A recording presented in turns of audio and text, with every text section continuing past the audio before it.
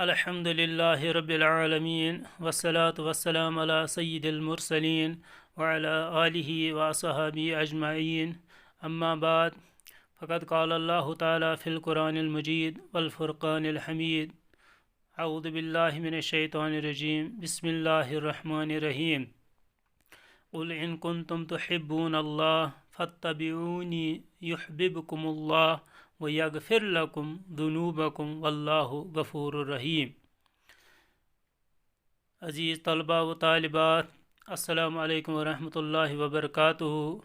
میں آپ کے اسکول کا عربی استاد ارشاد سر کلاس 6 کے طلباء و طالبات سے مخاطب ہوں۔ پیارے بچوں، آج کے ٹاپک کا انتخاب میں نے آپ کی کتاب اسلامیات سے کیا ہے۔ TT1 کے سبق نمبر 4 کا میں نے انتخاب کیا ہے، جس ٹاپک کا نام اللہ کی راہ میں خرچ کرنے کی ایک مثال۔ عزیز طلبہ، 9 ہجری میں قیصر روم نے مسلمانوں سے غزوہ موتا کا بدلہ لینے اور اپنی دانست میں انہیں سزا دینے کے لیے شام کی سرحد پر فوجی تیاریاں شروع کر دی۔ یہاں ہم پہلے ذکر کرتے ہیں، 2 الفاظ خاص ہیں یہاں، قیصر روم اور غزوہ موتا۔ قیصر روم، دعوت اسلام کے سلسلے میں پہلا خط قیصر روم کے نام لکھا گیا۔ اس زمانے میں روم کا جو بھی بادشاہ ہوتا تھا اسے قیصر کے لقب سے یاد کیا جاتا۔ اس دور میں ہرقل نامی شخص قیصر روم کا بادشاہ تھا، یعنی روئے زمین کی عظیم ترین قوت، طاقت، سلطنت روم کا بادشاہ تھا۔ اور رسول اللہ صلی اللہ علیہ وسلم کے صحابی حضرت دحیہ بن خلیفہ رضی اللہ تعالی عنہ قیصر روم کے نام آپ صلی اللہ علیہ وسلم کا تحریر کردہ خط لے کر مدینہ منورہ سے سفر کرتے ہوئے سلطنت روم کے دارالحکومت قسطنطنیہ سفر کے لیے روانہ ہوئے۔ دوران سفر انہیں یہ اطلاع ملی کہ قیصر آج کل بیت المقدس میں آیا ہوا ہے، جس پر انہوں نے قسطنطنیہ کے بجائے اپنے سفر کا رخ بیت المقدس کی جانب موڑ لیا۔ چنانچہ رسول اللہ صلی اللہ علیہ وسلم کا قاصد بیت المقدس پہنچ گیا اور وہ خط قیصر کے حوالے کیا۔ قیصر نے رسول اللہ صلی اللہ علیہ وسلم کا خط پڑھا اور غور و فکر کے بعد اس بارے میں کسی بھی طرح کی مزید معلومات حاصل کرنے کا فیصلہ کیا۔ اس کے بعد قیصر روم نے ابو سفیان رضی اللہ تعالی عنہ سے حضور صلی اللہ علیہ وسلم کے بارے میں ساری معلومات حاصل کی اور پھر ایمان لانے پر آمادہ ہوا، لیکن اپنی حکومت اور بادشاہت اور تاج و تخت کی خاطر اس نے دین اسلام قبول نہیں کیا۔ پھر خطوط کا سلسلہ جاری رہا اور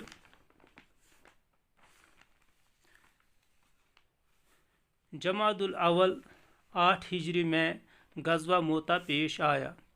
اب ہم غزوہ موتا کے بارے میں تھوڑی بہت گفتگو کریں گے۔ یہ 8 ہجری میں پیش آیا۔ حضور صلی اللہ علیہ وسلم نے حضرت حارث بن عمیر کے ہاتھ امیر بصرہ یا قیصر روم کے نام اپنا خط بھیجا۔ جب قاصد موتا میں پہنچا تو سرجیل بن عمیر، جو قیصر روم کی طرف سے شام کا گورنر تھا، اس صحابی کو شہید کر دیا۔ جب حضرت صلی اللہ علیہ وسلم کو یہ خبر پہنچی تو آپ صلی اللہ علیہ وسلم نہایت غمگین ہوئے اور 3000 فوج حضرت زید بن حارث رضی اللہ تعالی عنہ، جو آپ صلی اللہ علیہ وسلم کے آزاد کردہ غلام تھے، سپرد کر دی اور حکم دیا گیا اگر زید رضی اللہ تعالی عنہ شہید ہو جائے تو جعفر بن ابی طالب رضی اللہ تعالی عنہ، اور اگر وہ بھی شہید ہو جاتے تو حضرت عبداللہ بن رواحہ رضی اللہ تعالی عنہ سردار ہوں گے۔ اور ارشاد ہوا جس جگہ حارث بن عمیر شہید ہوئے اسی جگہ جانا۔ یہ بھی ہدایت دی گئی کہ پہلے ان کو دعوت اسلام دینا، اگر وہ قبول کر لیں تو جنگ کی ضرورت نہیں۔ قیصر روم سرجیل کو یہ خبر جب پہنچی تو اس نے 3 لاکھ فوج تیار کی۔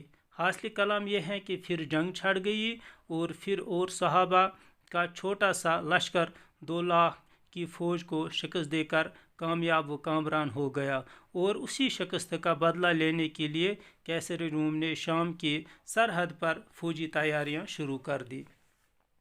जब नबी अकरम सल्लल्लाहु अलैहि वसल्लम को इसकी इत्तला मिली तो आप सल्लल्लाहु अलैहि वसल्लम ने सरहद शाम पर जाकर कैसर रूम की अफवाज का मुकाबला करना ज़रूरी समझा ताकि मुसलमानों को कमज़ोर फ़र्ज तस्वुर न किया जाए। ये मुसलमानों में सरमाये की कमी, सवारियाँ और इस्लाह की कमी, शदीद किल्लत और मुनासिबत फ़ौजी तैयारियों जैसी मुश्किलात का सामना था। ताहम मोमिनीन ने इंतहाई जोश व खरोश से जंग की तैयारी और सारो सामान की फराहमी में हर एक ने अपने बसात से बढ़कर हिस्सा लिया। हज़रत उस्मान रदी अल्लाह ताला अन्हु और हज़रत अब्दुर्रहमान बिन औफ रदी अल्लाह ताला अन्हु ने बड़ी बड़ी रकमें पेश की। हज़रत उमर रदी अल्लाह ताला अन्हु ने अपनी उम्र भर की कमाई का आधा हिस्सा ला कर दिया। हज़रत अबू बकर सिद्दीक रज़ी अल्लाह ताला अन्हु अपनी सारी पूंजी नज़र कर दी। गरीब सहाबा ने सख्त मजदूरी करके जो कुछ कमाया लाकर हाजिर कर दिया। औरतों ने अपने जेवर उतार कर दिए। मुसलमानों के इस जोश जज्बे की खबर जब कैसर रूम तक पहुंची तो उस पर दहशत तारी हो गई और बावजूद इसके कि मुसलमानों के लश्कर तकरीबन 1 माह तक सरहद शाम पर क़याम पजीर हुआ, इसे कैसर रूम को हिम्मत न हुई कि उनके मुकाबले पर आता और इस तरह पूरे अरब में मुसलमानों की दाग बैठ गई और नबी करीम सल्लल्लाहु अलैहि वसल्लम के अस्करी बसीरत ने कुफार मुशरिकीन को बदहवास और खौफ ज़दा कर दिया। प्यारे बच्चों, ये है हुजूर सल्लल्लाहु अलैहि वसल्लम से मोहब्बत की एक मिसाल जिसके बारे में मैंने पहले ही कुरान आयत करीम की एक आयत मुबारक तिलावत की, जिसमें अल्लाह ताला फरमाता है, ए नबी सल्लल्लाहु अलैहि वसल्लम आप कह दीजिए अगर तुम अल्लाह से मोहब्बत करते हो तो मेरी पैरवी करो, यानी मोहम्मद सल्लल्लाहु अलैहि वसल्लम की। अल्लाह तुमसे मोहब्बत करेगा और तुम्हारे गुनाह बख्श देगा। अल्लाह बख्शने वाला रहम वाला है। अल्लाह ताला से दुआ है अल्लाह ताला हमारे गुनाहों को माफ़ फरमाए और अपने अहकाम की पाबंदी करने की तौफीक अता फरमाए और रसूल अल्लाह सल्लल्लाहु अलैहि वसल्लम के तरीके पर चलने की तौफीक अता फरमाए। या अल्लाह ये जो मौजूदा वबा है अपने प्यारे हबीब सल्लल्लाहु अलैहि वसल्लम के सदक़े तुफ़ैल हमें इस वबा से नजात अता फरमा। आमीन या रब्बल आलमीन।